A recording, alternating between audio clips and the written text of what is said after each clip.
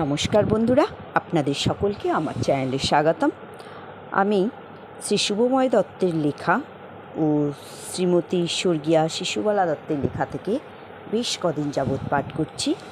আজকে আমি আমার পিতামাতাকে প্রণাম জানিয়ে ও গুরুদেবের চরণে সশস্ত্র প্রণাম জানিয়ে আজকের পাঠ শুরু করছি। আজকে কী পাঠ করব? যে লেখক লিখেছেন, দেহত্যাগের পরও শ্রী শ্রী ঠাকুর স্বপ্নযোগে ভক্তগণকে সময় সময় উপদেশ দেন। তা যাহারা শ্রী শ্রী ঠাকুরের প্রতি অত্যন্ত অনুরক্ত, তাহারা কোনো সমস্যায় পড়িয়া চিন্তায় অভিভূত হইয়া পড়িলে পরম দয়াল ঠাকুরের এখনও স্বপ্নযোগে উপস্থিত হইয়া উপদেশ দানের কথা অনেক সময় শুনিতে পাওয়া যায়। তন্মধ্যে একজন ৭৩ বৎসর বয়স্ক অতি প্রবীণ মুসলমান ভদ্রলোকের কথা নিম্নে বর্ণনা করিতেছি। এ বৎসর ১৩৬৮ বাংলার অঘ্রাণ মাসে রাস উৎসব উপলক্ষে আমি কুমিল্লায় গিয়া জানিতে পারিলাম, আমার বহু বৎসর পূর্বের পরিচিত ঠাকুরের একনিষ্ঠ মুসলমান ভক্ত ডক্টর এম বশির সাহেব MBH এই শহরে বাস করিতেছেন। একজন বন্ধুর সাহায্যে আমি তাহার বাড়ি যাইয়া উপস্থিত হইলাম। অতি বৃদ্ধ বয়সে, চেহারার অনেক পরিবর্তন হওয়ায় প্রথমে আমি তাকে চিনিতেই পারি নাই, কিন্তু তাহার সস্নেহ দৃষ্টিতে, সৌজন্যে ও আলিঙ্গনে পরমানন্দ অনুভব করিলাম।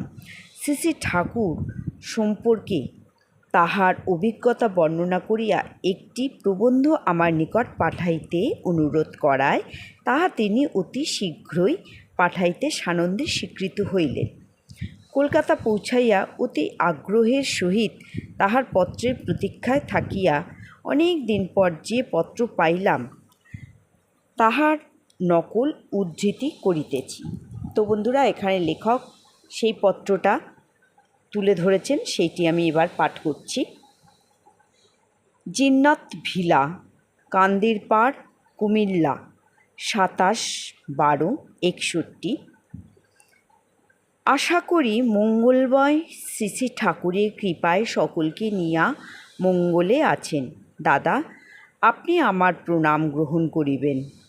আপনার কথা মতো শ্রী শ্রী ঠাকুরের অলৌকিক ঘটনা এবং তাহার মুখনিসৃত বাণী কিছু লিখিয়াছিলাম এবং ২ থেকে ৩ দিনের মধ্যে আপনার নিকট পাঠাইব বলিয়া আশা ছিল। গত ২৬ তারিখ মঙ্গলবার দিনগত রাত ২টা হইতে ৩টার মধ্যে শ্রী শ্রী ঠাকুর স্বপ্নে আমাকে দেখা দেন এবং বলেন, আপনি যেগুলি লিখিয়াছেন এইগুলি বাহিরে প্রকাশ করার সময় এখনও হয় নাই। সময় আসিলে জানিতে পারিবেন। এইগুলি যত্ন করিয়া রাখিয়া দেন। যদি বাঁচিয়া থাকি আর কোনো আদেশ পাই তবেই এইগুলি প্রকাশ করিব। শ্রী শ্রী ঠাকুর বলিলেন, আমার অবর্তমানেও এইগুলি বাহির হইবে। আশা করি সময় সুযোগ মতো ওইগুলি আপনার নিকট পাঠাইয়া দিব। আর বিশেষ কি লিখিব? অত্র মঙ্গল শ্রীমান শ্রীমতীগণকে আমার স্নেহাশিস দিবেন। দাদা, মধ্যে ২ আপনার খোঁজ খবর দিয়া সুখী করিবেন। ইতি ভগবৎ আশ্রিত বশির। রায়বাহাদুর শ্রীযুক্ত শুভময় দত্ত, ১/৬০ গরচা ফার্স্ট লেন, কলকাতা ১৯, ভারত। তো বন্ধুরা, এই পত্রটি থেকে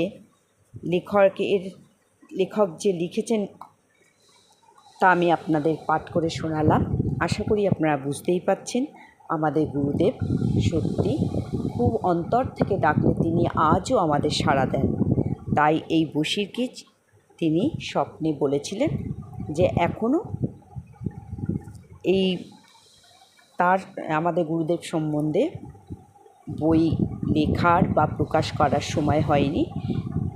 এই বশির যখন বেঁচে থাকবে না, সময় হলে সেগুলো ঠিকই আবার প্রকাশ হবে। তো বন্ধুরা, আমি পাঠকে আর আজকে এগিয়ে নিয়ে যাব না, আবার পরের দিন আরেকটি ঘটনা আপনাদের সামনে তুলে ধরব। আজকের মতো পাঠকে এখানে বিরাম দিলাম। নমস্কার।